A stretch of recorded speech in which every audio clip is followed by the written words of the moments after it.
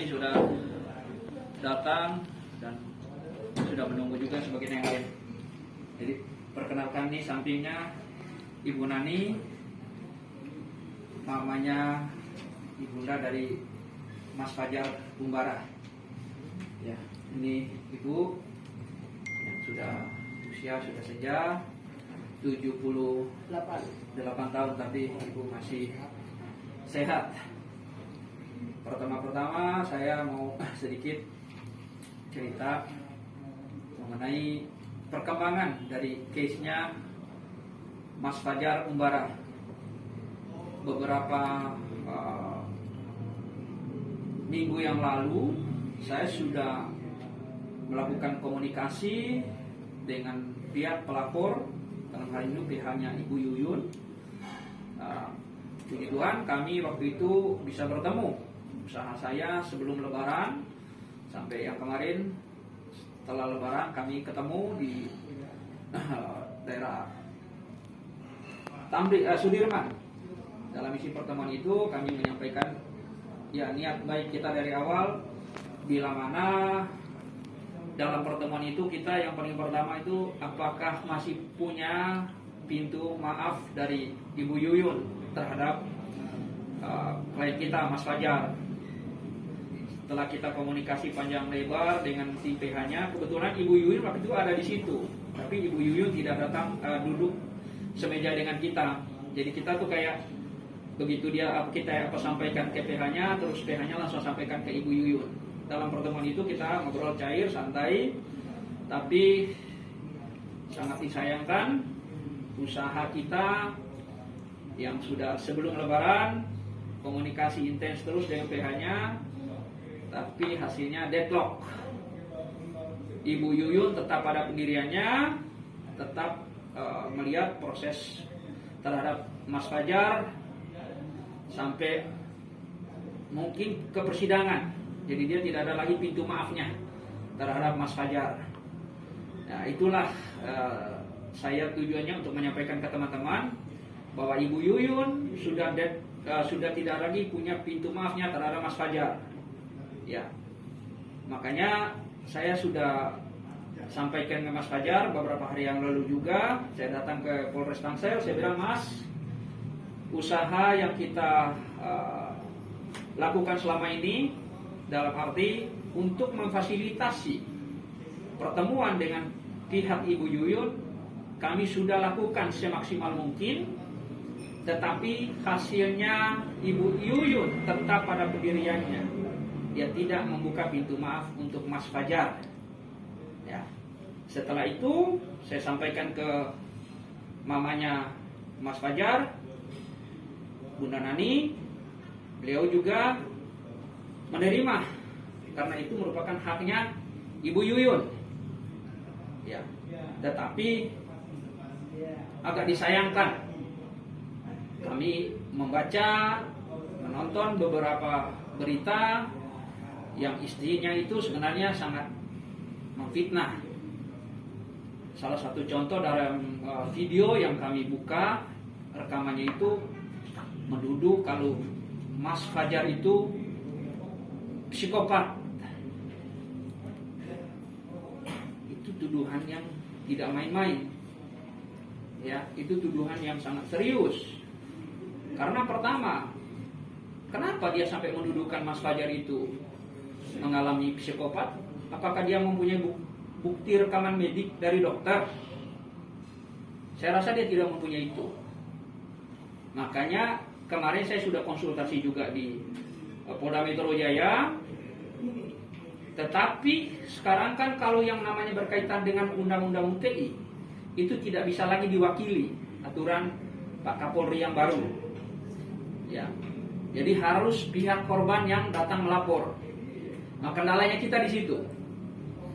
Ya, kendalanya kita di situ karena Mas Fajar sekarang kan lagi ditahan. Jadi dia tidak bisa untuk melakukan upaya hukum itu. Tapi kita tetap simpan semua berita-berita, termasuk salah satu berita yang Ibu Yuyun sampaikan di depan media tanggal 14 bulan 4 2021. Beliau mengatakan, karena saya pernah katanya saya pernah mukul orang FPI, saya pernah mukulin Provos, Kopassus. Dia nuduh seperti itu ke Mas Fajar, padahal Mas Fajar tidak pernah melakukan itu. Tunjukin mana orang yang menjadi korban pemukulan dari Mas Fajar, karena ini tuduhan yang sangat serius. Ini untuk keselamatan Mas Fajar ke depannya. Ini tidak main-main dia tuduhan seperti ini. Makanya kita juga dalam waktu dekat saya akan ke Dewan Pers untuk mengklarifikasi berita ini. Apakah dia mengatakan ini punya dasar atau tidak? Ya. Dan itu saya tidak main-main. Untung saja sekarang itu ada aturan baru itu. Aturan yang tidak bisa lagi diwakili dalam hal undang-undang ITE itu tidak bisa lagi diwakili oleh kuasa. Harus korbannya sendiri yang datang untuk melapor. Ya. Jadi makanya saya kemarin sudah konsultasi. Hanya tadi posisinya itu Mas Fajar hanya di dalam. Kalau tidak kita sudah melakukan upaya pelaporan kali terhadap hal-hal yang seperti ini tadi. Untuk upaya mediasinya sudah berapa kali dilakukan? Ya, kita sudah lakukan 1 kali.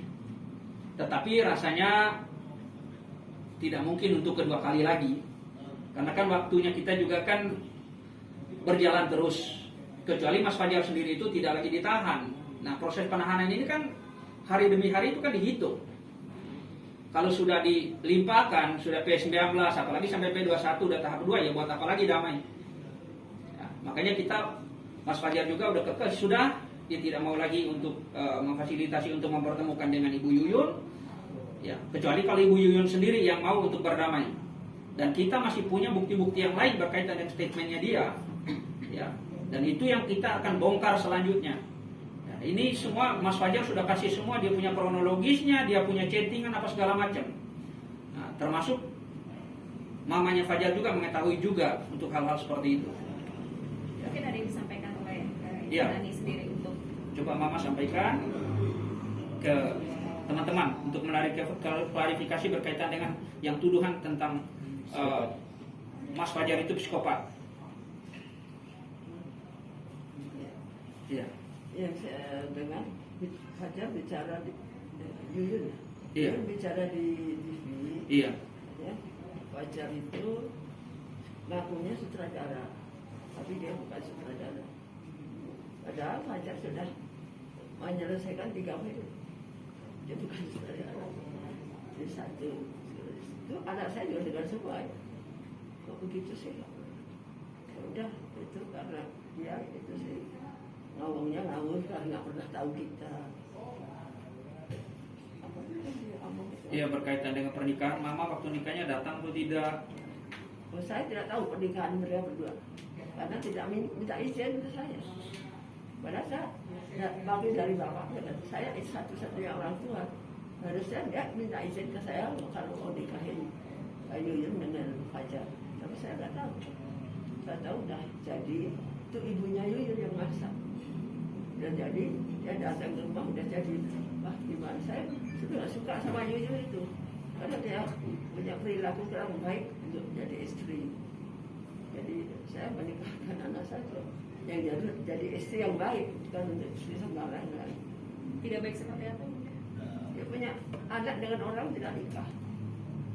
Jadi apa itu nggak baik kan? Ya. Dan anaknya satu itu tidak pernah nikah. Sampai sekarang belum pernah nikah. Langkah hukum selanjutnya Pak, yang Iya. Ibu sampaikan ada?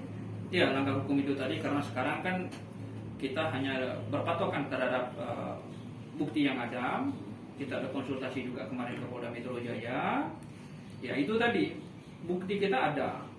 Tetapi karena peraturan sekarang itu dari Pak Kapolri yang baru, kalau untuk yang namanya itu undang-undang TI itu tidak bisa lagi diwakilkan, ya, tidak bisa dikuasakan ke kita sebagai PH-nya, tetapi harus si Mas Fajar sendiri untuk datang untuk melapor. Artinya kapan saja nanti setelah Mas Fajar keluar, sudah menjalani proses hukumnya, kita bisa melakukan kembali. Keinginan dari Bunda Nani sendiri mungkin ada yang diucapkan?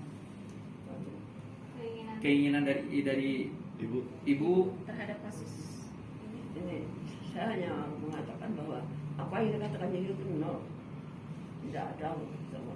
Itu dia nggak tahu dari mana itu asalnya ya kata-kata itu semua. Tapi kok dia bisa ngomong gitu, jadi saya heran juga. Terserah nanti bagaimana pertemuan Fajar dengan itu. Termasuk yang Bang Fajar psikopat itu Enggak, tidak benar gitu. enggak, anak saya pintar sekali Fajar tuh. Mana psikopat bisa ngarang film macam-macam. Betul dia. Tapi selama ini selama pernikahan Ibu Yuyun dan Fajar ini, Ibu sendiri komunikasi ke Yuyun seperti apa? Saya komunikasi waktu masih ada ibunya. Waktu masih ada Ibunya begitu menikahkan Fajar itu meninggal. Itu biaya untuk ibunya di rumah sakit itu dari saya. Dari Ibu Nani sendiri. Ya. Berarti setelah ibunya meninggal belum ada komunikasi lagi sama Yuyun? Saya juga nggak tahu, dia nikahkan tiba-tiba karena ibunya minta supaya Fajar itu ada pegangan. Yuyun dia ada pegangan laki-laki yang mau memelihara dia gitu. Jadi untuk boncengan. Bang, tuduhan yang Mbak Yuyun mau dilempar dari balkon itu benar nggak Bang? Sama Bang Fajar? Yang ngomong siapa itu? Yuyun. Nonsen. Apa yang dikatakan Yuyun tidak ada, tidak pernah. Jadi dalam percakapan mereka tentang dia yang katakan bahwa Mas Fajar itu mau lemparkan dia dari balkon, bukan seperti itu. Yang sebenarnya itu chattingan dia dengan Mas Fajar. Mas Fajar bilang kalau kamu mau bunuh diri mau lompat aja dari balkon.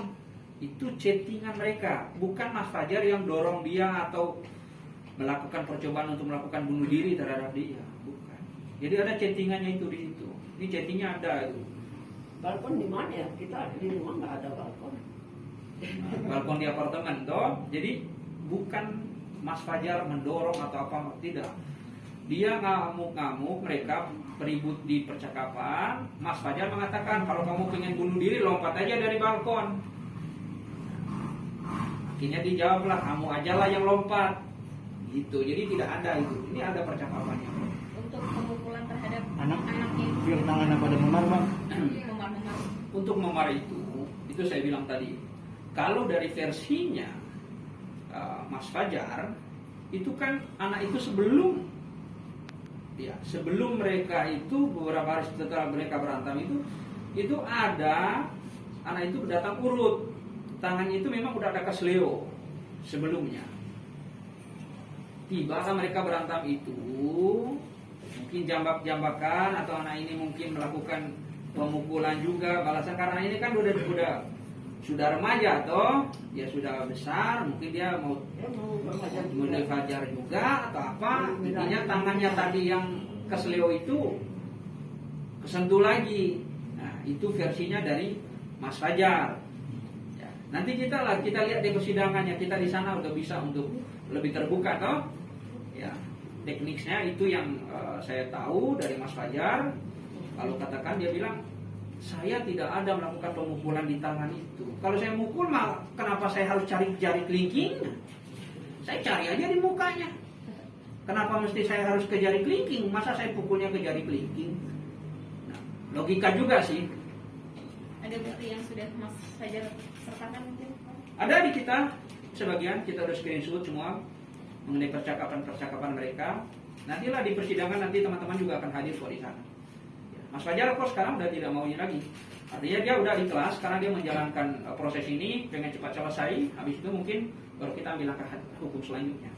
Kendalanya itu tadi karena Mas Fajar sudah ditahan, makanya dia tidak bisa melakukan upaya hukum terhadap dirinya, terhadap laporan balik tadi itu, karena dia peraturan sekarang toh.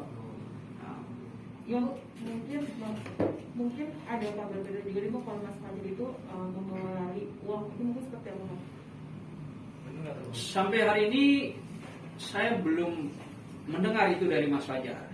Ya, saya tidak pernah mendengar. Kalau memang ada bukti nggak apa-apa, tunjukin aja. Siapa tahu benar. Tapi kan sejauh ini Mas Fajar tidak pernah menceritakan tentang bawa kabur uang itu.